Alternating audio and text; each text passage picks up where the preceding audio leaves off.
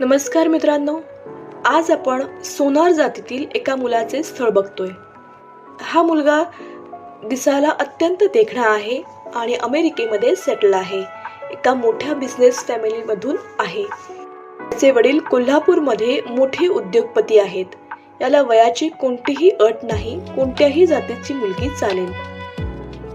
मुलाचे नाव आहे यश मिलिंद सोनार. जन्मतारीख 23 जानेवारी 1991. मुंबई येथे सकाळी 4:32 जन्म आहे. जात हिंदू. सोनार. उंची 5.11 इंच. त्याचे वडील उद्योगपती आहेत. आई गृहिणी आहे. बहीण विवाहित आहे व भाऊ बिझनेसच करतो.